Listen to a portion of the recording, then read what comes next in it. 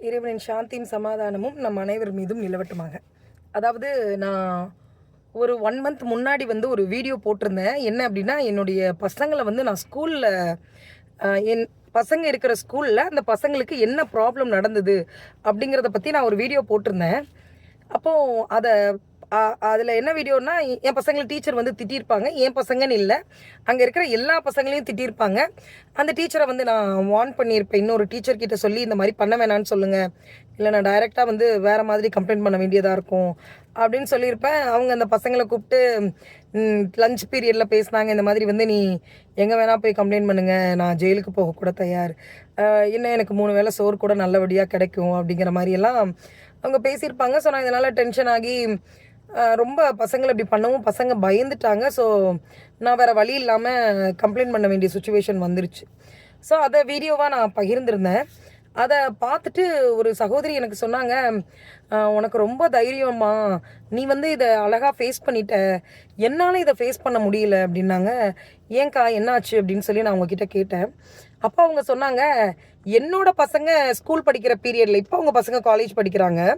"என்னோட பசங்க ஸ்கூல் படிக்கிற பீரியட்ல என் பசங்க கிட்ட வந்து அவங்க டீச்சர் வந்து ஹோம்வொர்க் எழுதுறத பத்தி பேசியிருப்பாங்க போல. பிள்ளை ஹோம்வொர்க் எழுதாம வந்திருக்கு. ஸோ அடிச்சிருக்காங்க. அடிச்சுட்டு கடைசியா கிளாஸ விட்டு வெளியில போம்போது சொல்லியிருக்காங்க, "அம்மா கோவத்துல வந்து நீ என் மேல குண்டு கிண்டு போட்றாத" அப்படின்னு சொல்லி. இல்ல என்ன மாதிரி மைண்ட் செட்ல பேசுறாங்க. டீச்சர்ஸ்ங்கிறவங்க பகுத்தறிவு இருக்கக்கூடியவங்களா இருக்கணும். நான் முதல்ல சொன்னதுதான். சைக்காலஜி படிச்ச ஒருத்தங்கள தூக்கி டீச்சரா போடுங்க. சைக்கோங்கள டீச்சரா போடாதீங்கங்கிற மாதிரி பகுத்தறிவு உள்ளவங்களா பார்த்து டீச்சரா போடுங்க. தயவு செஞ்சு ஸ்கூல்ல உள்ள எல்லாத்துக்குமே அது வந்து ஒரு ரிக்வெஸ்ட்டா வைக்கிறேன். எல்லா மதமும் வந்து நல்லத மட்டும் தான் போதிக்குது அப்படிங்கிற விஷயத்த மக்களுக்கு கத்துக் குடுங்க முதல்ல. இந்த மதம், அந்த மதம்ங்கிறத பத்திலாம் நம்ம பேச வேணாம். எல்லா மதமும் நல்ல விஷயங்கள தான் கத்துக் குடுக்குது. டீச்சருங்கிறவங்க அடுத்த 2வது தாய் தகப்பனுக்கு அடுத்த இடத்துல இருக்காங்க. நீங்க உங்க தாய் தகப்பன விட எங்ககிட்ட தான் டைம் அதிகமா ஸ்பெண்ட் பண்றீங்க. ஸோ உங்களுக்கு நாங்க நல்ல விஷயத்த மட்டுமே கத்துக் குடுக்கணும் அப்படிங்கிற உறுதிமொழியோட இருங்க. இந்த வீடியோவ பார்க்குறவங்க கண்டிப்பா மத்தவங்களுக்கும் இத பகிருங்க. உங்க உங்க சரவுண்டிங்ல இருக்கிற டீச்சர்ஸா இருக்கட்டும், யாரா வேணா இருக்கட்டும். பசங்க கிட்ட கெட்ட வார்த்தை யூஸ் பண்றாங்களா? இல்ல பகுத்தறிவு இல்லாம இருக்கிறாங்கன்னா, ஏன்னா அவங்க வந்து ஒரு அடுத்த ஜெனரேஷன உருவாக்கக்கூடியவங்க. அத கெடுக்கக்கூடியவங்க இல்ல. அ அந்த டீச்சர் வந்து சில சமயம் வந்து அ மதங்கள பத்தியும் பேசுவாங்கன்னு நெனைக்கிறேன். அந்த பிள்ளைங்க வந்து என் பிள்ளைங்க மதத்த பத்தி என்கிட்ட பேசும். நான் வந்து இந்த மதம் அப்படி, இந்த மதம் அப்படி அப்படிங்கிறதெல்லாம் போதிக்க மாட்டேன். நம்ம மதத்துல என்ன சொல்லிக் குடுத்துருக்காங்க?